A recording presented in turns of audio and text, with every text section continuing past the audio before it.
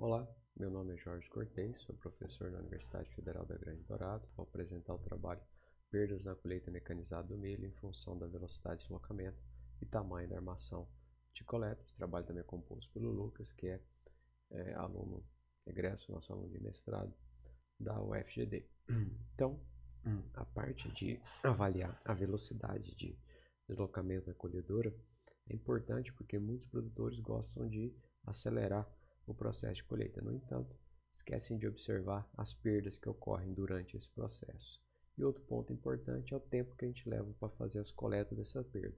Armações de menores tamanhos, eu tenho um aumento do rendimento na coleta das perdas. Então, objetivoso com esse trabalho, avaliar a colheita mecanizada do milho, variando a velocidade de deslocamento e também avaliando os tamanhos de armações de coleta, tá? Isso também, como outros parâmetros, a massa seca, a cobertura vegetal, tá? E o fluxo de alimentação da colhedora.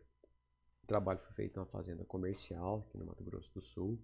A área a ser colhida estava com o híbrido AG 6040, teve uma produtividade média de 4.200 kg aproximadamente por hectare. É um milho de segunda safra, na condição de sequeiro, tá?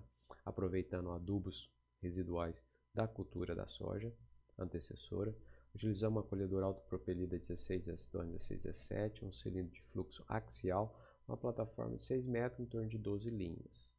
O delineamento experimental nós fizemos em blocos, variamos as velocidades de 5 a 9 km por hora e adicionamos 3 armações de coleta, variando 1, 2 e 3 metros quadrados, mais 4 repetições.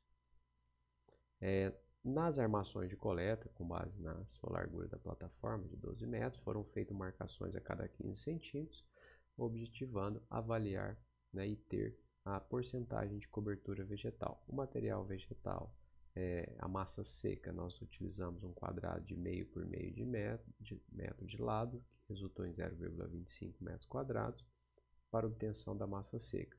Também avaliamos o fluxo de material dentro da colhedora. Esses dados foram submetidos à análise de variância. Então, nós temos aqui as perdas na colheita do milho, variando de 5 a 9 km por hora, armação de 1, de 2 e de 3 metros quadrados. Observamos que a maior perda foi na menor velocidade. Maior perda, menor velocidade. Isso na armação de 1 metro quadrado.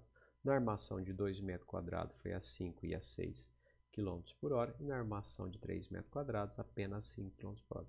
De maneira geral, todas as perdas estão abaixo de um saco, 60 kg por hectare, então estão aceitáveis. No entanto, quanto menor, melhor.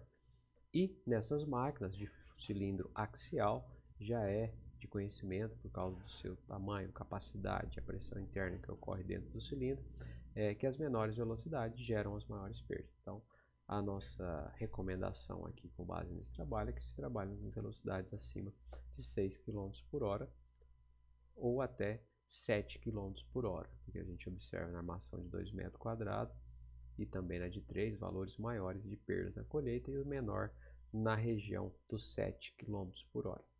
Ao analisar os dados de massa seca, observamos que não há diferença entre as velocidades. Na porcentagem de cobertura também não observamos diferença entre as velocidades. E o fluxo de massa, à medida que aumentamos a velocidade, nós tivemos um aumento do fluxo de massa na colhedora. Se a gente analisar os dados da tabela 1 e entender que a velocidade de 7 km por hora lá foi a que resultou em menores perdas, e aqui que o fluxo passa a ser muito maior quando eu passo para 8 km por hora, a gente teria a faixa dos 7 km por hora como ideal de colheita para uma colhedora de fluxo axial. Então, nós observamos que as velocidades de deslocamento ela influencia nas perdas e que as menores perdas estão, as maiores perdas estão na menor velocidade e o fluxo de alimentação da colhedora ele aumentou com o incremento da velocidade, diferentemente que a massa e a porcentagem de cobertura vegetal não variou. Agradecemos a CAPES pela bolsa de concessão ao primeiro autor, agradecemos a CRAPES pelos recursos PROAP CAPES disponibilizados no âmbito dos programas de pós-graduação da FCA e da FGD. Agradecemos a atenção e ficamos à disposição para eventuais esclarecimentos.